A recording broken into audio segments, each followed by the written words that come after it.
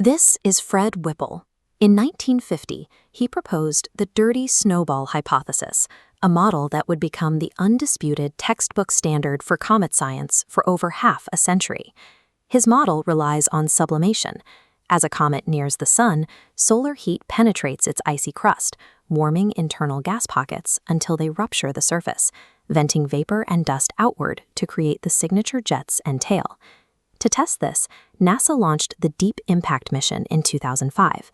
This spacecraft assembly carried a specific piece of hardware, an 800-pound copper projectile designed to smash into a comet and finally expose its icy core. The mission designers expected the copper mass to sink into a fluffy, snowy interior, splashing out the primordial water scientists believed was buried beneath the crust. Days before the encounter, a group of electric comet theorists publicly challenged NASA's plan.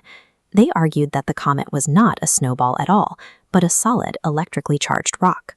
They documented 3 specific predictions. The projectile would leave only a shallow crater, it would find no subsurface water, and a high-energy electrical flash would occur just before the physical impact. As the encounter began, the copper projectile was racing toward Comet Tempel 1 at 23,000 miles per hour. In the final seconds, the probe's telemetry signal was disrupted. Then, a blinding flash of light erupted in the gap between the projectile and the comet's surface, followed by an explosion of dry dust. The explosion was larger and more sustained than anticipated, releasing a massive cloud of silicate dust that completely obscured the cameras on the mothership. While NASA scientists worked to explain the anomalies, the electrical model had already accounted for the flash, the lack of water, and the intensity of the blast. This model starts with the sun. Space is filled with a massive electric field radiating outward. A comet spends its life in the outer solar system, accumulating a massive negative charge. Diving into the sun's positive environment causes intense electrical stress. The flash recorded by Deep Impact reveals a massive high-voltage short circuit occurring in the space just above the comet's surface.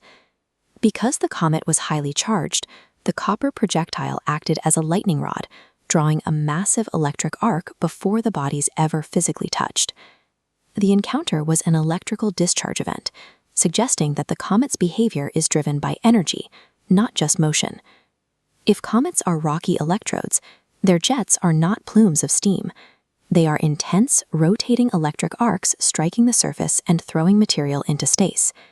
In industrial manufacturing, a process called electric discharge machining, or EDM, uses focused electrical arcs to cleanly vaporize and carve solid rock or metal.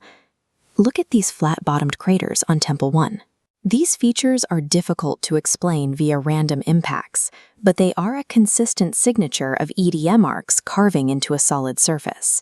This is Comet 67P. Instead of ice, we see sheer, scalloped cliffs and burnt, rocky terrain, the universal hallmarks of electrical scarring rather than a melting snowball. These surface features provide a record of intense electrical activity, suggesting that the comet's geography is sculpted by high-voltage arcs. If comets are rocky bodies rather than primordial ice balls from a distant cloud, we have to look for a much more energetic origin. Evidence on moons like Jupiter's Io points to a period of instability in the solar system, where massive electrical discharges passed between planets and their moons. Cosmic lightning bolts would have gouged enormous chunks of rock directly from planetary surfaces, fusing them in the heat and launching them into the vacuum. In this view, comets, asteroids, and meteors are the fused shrapnel of a violent planetary history. The data from Tempel 1 and 67P, the missing subsurface water, the advanced flashes, and the scalloped ridges, points toward a model based on charge rather than ice. Halley's Comet shows a massive glowing plasma envelope. This indicates a body that is continuously interacting with the sun's electrical environment. These observations suggest that electrical forces play a significant role alongside gravity in the mechanics of our solar system. The electric comet suggests we inhabit an electrified cosmos, where these glowing rocks act as indicators of the immense energy moving through the space between worlds.